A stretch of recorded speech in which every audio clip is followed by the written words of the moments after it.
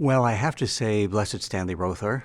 Um, for one thing, he was a great inspiration to me when I was a seminarian, and he was killed. I was a seminarian at Mount St. Mary Seminary, and that was his alma mater, and I was a student there at the time of his death. And so he'd always been an inspiration to me, and over the years, and then ultimately I was appointed to the Archdiocese of Oklahoma City at a time when the cause for his beatification was just kind of getting underway. Archbishop Beltran, my predecessor, had inaugurated it, and he was completing the diocesan phase, and so it was up to me to carry it forward to the Vatican phase. He's a great example, role model for seminarians and priests. He struggled in seminary. In fact, he was invited to leave his first seminary because he couldn't master ecclesiastical Latin, and yet the wonder of it is, later as a missionary, he went to Guatemala and mastered not only Spanish, but became very functional in Sutuhil, a very obscure Mayan dialect. So he's an inspiration to me and to many, certainly to many priests and seminarians. Yeah, I came to know about Father Rother's life when I was a seminarian. I heard about his death, and that led me to be very interested in what had happened to this priest. I was not from Oklahoma, so I read everything I could when I could find that was being written about him back in those days, back in the early 1980s after his death. But when I was sent to Oklahoma, I came to understand more of the story and what had really happened.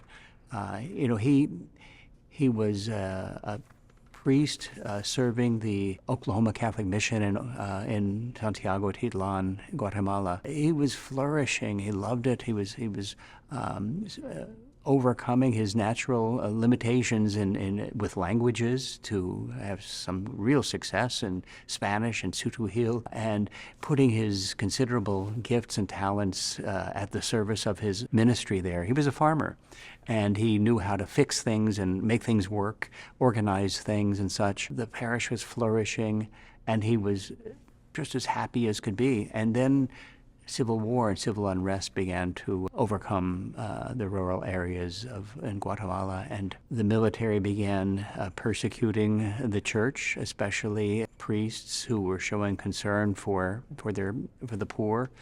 And he was considered a threat by many because he had started a radio station. They were using that for catechetics, and he started a health clinic. He was teaching the farmers new methods of agriculture, and but anyway, he, for various reasons, was considered a threat, and his name appeared on a death list. This was in 1980, and things were getting very hot throughout Latin America, Central America, I should say. And the question was, should he come home, back to Oklahoma? He had already been there 13 years or so. He could have come back and taken a parish and lived comfortably as a priest in Oklahoma. But in a Christmas letter in 1980, when the people were asking him to come back, it's unsafe down here. He wrote in a Christmas letter, "The shepherd cannot run at the first sign of danger," and he didn't. He wouldn't. He couldn't. He couldn't leave his flock untended. He was a good shepherd. He did come home temporarily at the very end of 1980, beginning of 81, but had promised his people that he would be back as soon as he could. And he returned for Holy Week in 1981. By the end of July of that year, he had been murdered in the rectory. So he was a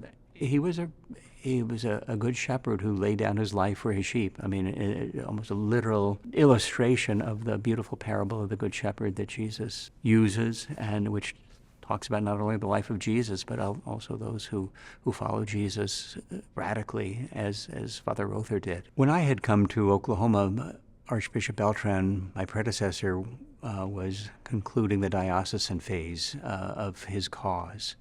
And he had determined in inaugurating the cause that he was going to pursue the cause by proposing Father Rother as a martyr for the faith.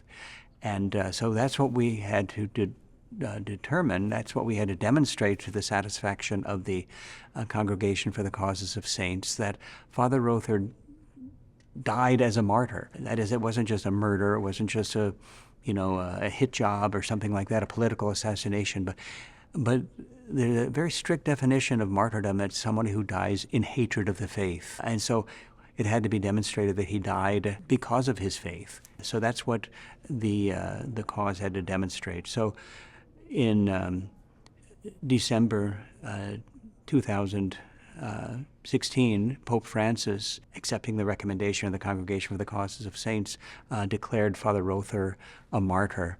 So that opened the way for his swift beatification, because when a person is declared a martyr, the requirement of a miracle is dispensed.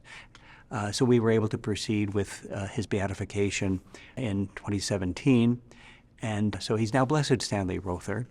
In order for him to be canonized, we'll still need to be able to demonstrate a miracle has occurred through his intercession. So that's what we're working on now. We're promoting his cult, making sure more and more people get to know him and turn to him with in faith, in prayer, to seek his intercession, and that the Lord might grant a favor through the intercession of Blessed Stanley Rother, so that one day he might be known as Saint Stanley Rother. You know, people ask me frequently as I talk about Blessed Stanley, they say, now Archbishop, what's it going to take for Blessed Stanley Rother to become Saint Stanley Rother? And I say, oh man, it's going to take a miracle. And because that's what it's going to take. Nothing short of a miracle will allow him to be canonized. So, but God can perform miracles. He does it all the time. So I'm pretty confident that we'll see the day when the Church recognizes him as Saint Stanley Rother.